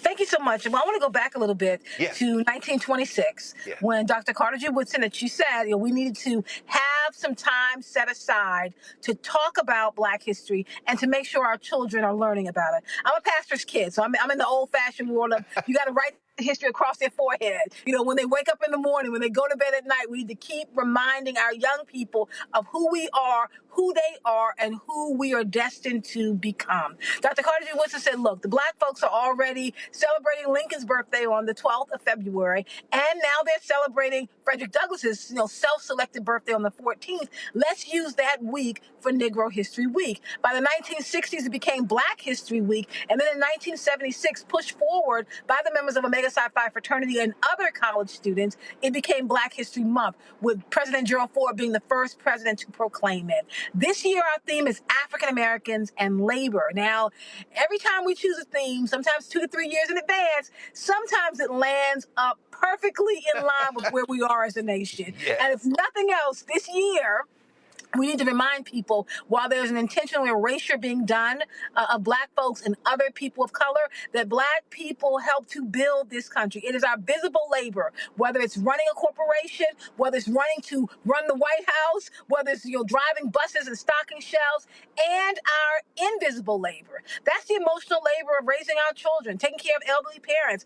I'm calling it the preaching and praying and crying to keep this nation together. That's that invisible labor. So this year we set aside that time. We come together February 22nd at the largest Black History Month luncheon in the country to not just be together in one space, not just to be in community and in communion with one another, but also to talk about what is the path forward for Black folks in this country at this time. Yes, ma'am. And, I'm sure there's some people listening tonight who are saying, I could make it to D.C. on the 22nd. And, now, this is one of the things I love about Asala. It's not going to be just the luncheon, and we got titans like Mary Frances Berry, of course, and President Mark Morale of the Urban League, and, of course, Edmund McMorris, one of our stalwart members of the media and the press corps. But there's going to be a book signing event. So there is. Please talk to us a little bit about that and what we could expect if you come to this luncheon. So you can still come. We will always drop another chair. We will not tell you, like it says in the Bible, that there's no room for you at the end. There's always room for you at the end. You can go to asala.org, ASALH.org, and get a ticket. From 10 to 12 p.m., we have a book signing. We'll have authors from every walk of life. Mary Frances Berry will be there with her new book. I'll be there with my new book. I mean, books are out, and people will be there to sell them. We start the luncheon at 12 p.m. Not just good food for your stomach, but also we're feeding your mind, we're feeding your spirit, we're feeding your soul. It's about imagining a new way forward. And to do that, we've got to talk to each other. We got to be in community together. And we got to figure out that if you're in Massachusetts and you're in New York and I'm in D.C., how do we work together so that we're moving forward collectively? Not individual action, but a collective movement that needs to take place. It's going to start at the luncheon and then spread out from there. Wonderful, wonderful. So I'm going to make sure I get my copy of my mother's Tomorrow, Dispatches from Baltimore's Black Butterfly. Baltimore, stand up. We got to get that new book from you, Dr. Whitehead. So, Dr. Avis, let's bring the panel in just for a second. This is a unique opportunity. We want to make sure everybody gets a chance to engage with you. Dr. Avis, any conversation with or question for Dr. Whitehead, K. Whitehead? Yes, thanks so much for the work that you do. I'm a big lover of Black history. I think in my next life, I will be a historian. That's going to be the goal. Okay. So my question to you is, at a time in which our history is literally under attack in this nation, what are some of the things that ASALH is doing in order to make sure that our history isn't lost? Thank you so much. What a great question. And let me just say, sister, that there's always time to become a historian now, that we are all historians, whether we've studied it or whether we're sharing it with our children, whether we're learning it about it, at our kitchen table or in the archives. I think we should all be the ones who are pushing forward our legacy. And I know that you do this every day on Roland Martin. My platform consists of three major points to answer your question. One is about preserving Black history.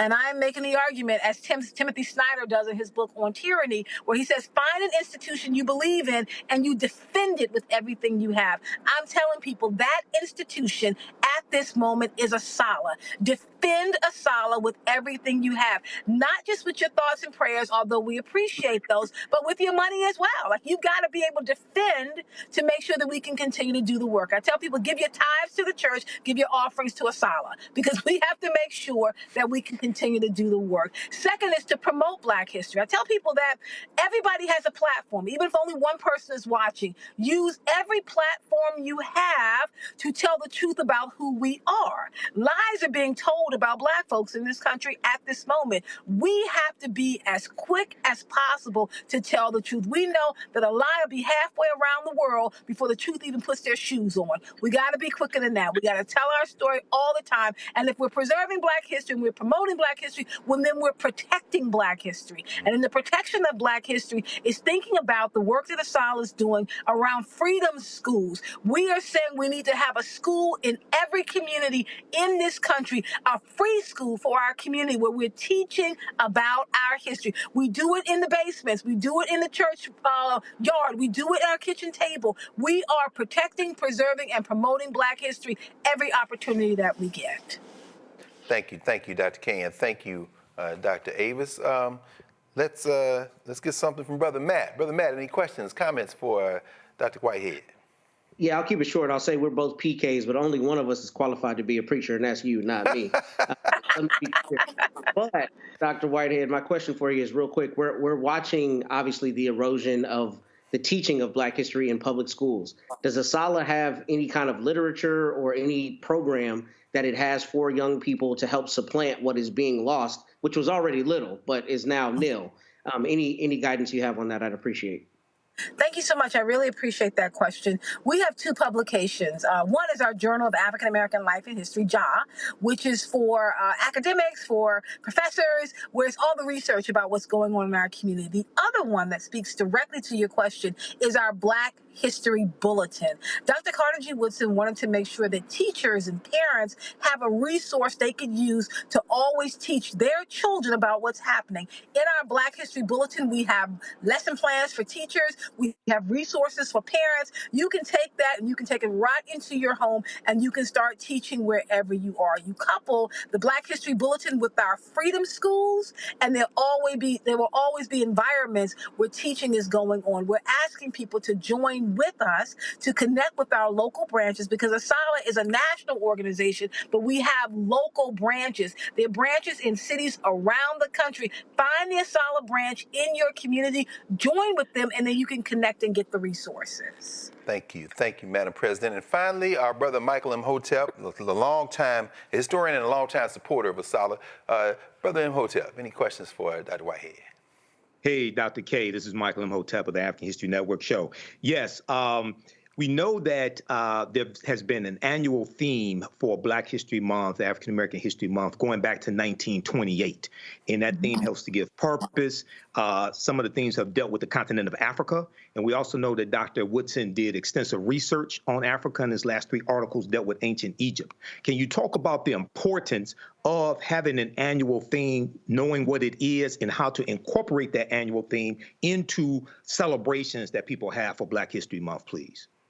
Thank you for that question. I really appreciate it. One of the things that Dr. Carter G. Woodson thought was important, we need to pull out an aspect of our experience, of this experiment called democracy. We need to pull something out to uplift it. And so in that same vein, we do have a theme. Last year was African Americans in the arts, where we talked about the contributions that Black folks have made in terms of music, poetry, writing, prose, dance. This year, when we started thinking about the work that labor movements have had on the existence of this country, from Mary McLeod Bethune to Shirley Chisholm, we thought this was the perfect year to do that kind of conversation. And little did we know, with the change in the White House, with the change in this country, with the change in the WIN movement, that nothing else would be more important than making sure that people understood what our contributions are. And as quickly as they're trying to erase it, we're moving even faster to make sure they understand that our history is written in pen, not in pencil, and it can never be erased. Thank you, Brother Imhotep. And Dr. K. Whitehead, listen now, y'all don't want to miss this. The Westin Hotel, a week from this Saturday, the book signing. I mean, Mary Frances Berry. I see my friend Nubia Kai up in here. You're in here, of course. Oh, this new book on Francis Lewis Cardozo. I got to get the Francis Cardozo book. Come on, y'all. That's Paul Robeson's wife. It's Londa's grandfather. This is serious business. This is Chantella Sherman on and pray. I don't know if these Negroes ready to deal with eugenics, Dr. Whitehead. Y'all, you don't want to miss this. And then we'll end with this. I just want to ask you, this is the 110th year, right? You're going to be in Atlanta in September. Is that right? Yes, we are. We're going to be in Atlanta.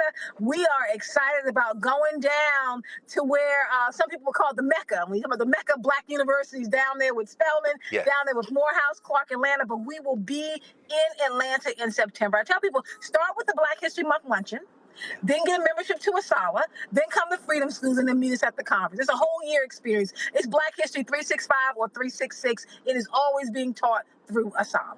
Beautiful, beautiful. I've only seen maybe one picture of Carter G. Woodson with a smile on his face, but something tells me he's smiling from the ancestral realm to have you sitting in the seat. The 30th president, 8th woman to be in that chair, president of the Association for the Study of African American Life and History, Dr. K. Whitehead, at ASALA, ASALH.org. We will talk with you soon. Thank you, Dr. Whitehead. Thank you so much. Absolutely. And Matt and Avis and Mike, it's always good to be with you all on a Friday night. Happy Black Love Day, one day over, and Freddie Douglass's birthday. Yes. And we will close out. I guess news has dropped that the new lapdog of Donald Trump, they've dropped charges. The Justice Department has decided to dismiss the case against Eric Adams, but I'm assuming that's, Brother Matt, that's going to be dismissed without prejudice so they can keep him on that short-ass leash so Donald Trump can run New York City from Washington, D.C., at least till the election. So with that in mind, thanks, y'all. Roland Martin Unfiltered. Thanks for everybody. As usual, the crew here got us through. Carol, always, General, and Elise and everyone there in the booth. And we'll see you all next week. Holla.